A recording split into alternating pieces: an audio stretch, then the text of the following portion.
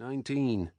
She was born in Green Bay, Wisconsin, and she's a college student studying fine art at Yale, which makes her smarter than the average college student, I guess.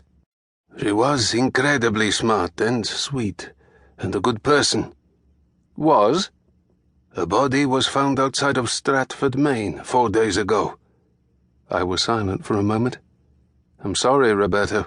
How did you know her? Her father worked for me. He was a doorman. He died 4 years ago in a car crash, just a few miles from safety. Safety? I mean home. It's been a long few days. That's fair enough. So, what happened to Sally Ann? She lived with her grandparents in Augusta after that, and made sure she was well taken care of. Humans in positions of power or influence often also work for Avalon, or some of the more powerful individuals who make up the council. Humans are a good way to find out who's who in a city, and I knew from previous experience that Roberto was very protective of anyone who worked for him. So, why was she in Stratford? She went there a lot. She'd met some artistic types a few years ago, and she liked to go there to meet them and draw. She was supposed to be on her way there when she was murdered. Whoever killed her dumped the body in a shallow ditch and let the heavy snowfall cover her. We only found her because a local fell into the ditch. Sally Ann's grandparents contacted me to let me know. They're heartbroken. She was going to be something very special. That's why you're risking your job. Avalon won't fire me, Nathan. He had a fair point, but they would make his life very difficult for a few years. Roberto was a head of a division of the SOA, or Sword of Avalon. The SOA are the Internal Security Agency for Avalon.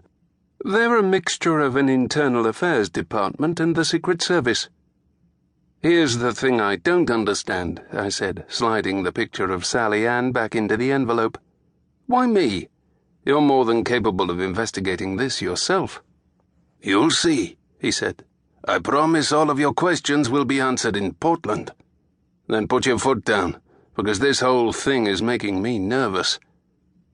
The rest of the journey was done in silence, allowing me to get a few hours' sleep. Roberto woke me once he'd pulled up outside a bar called The Mill and switched off the engine. I yawned and opened the car door, stretching as the cold air of winter in Maine made sure I was fully awake.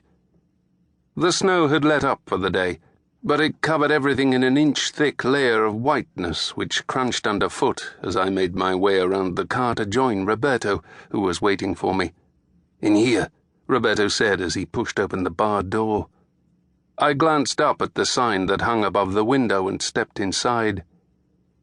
The warmth flowed over me like a welcome embrace. I glanced around the spacious bar and saw half a dozen people sat at various tables, either talking amongst themselves or eating. I spotted Roberto talking to the bartender, and he waved me over. Nice place, I said. I remember it being a bit more of a hovel. Roberto opened his mouth to speak when a woman walked up to us, her heels clicking on the bare wooden floor. She wore a beautifully tailored dark suit and heels that put her just a few inches below my own height of 5'9". Her eyes were deepest blue and contrasted nicely with her long, almost black hair. "Mr. Garrett, Mr. Cortez, my name is Rebecca Dean.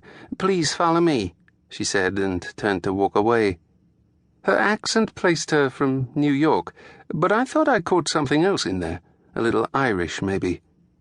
I watched her walk and received an elbow in the ribs from Roberto for the trouble. "Watch yourself," he said with a slight grin. "I'm more interested in watching her," I said. Roberto pointed to the woman's heels, which were 4 inches long and glinted as light hit them. "Those heels have blades on them," he whispered. "Like I said, watch out." The woman led us up a flight of stairs and down a corridor, where she opened the door and beckoned us inside. "Please, take a seat," she offered, pointing to the 2 black leather armchairs that sat opposite a couch made of the same material. A glass coffee table lay between the chairs and couch, and as I sat in one of the chairs, I took the opportunity to survey the room. It was a fairly large office at about 30 by 30 foot, but it contained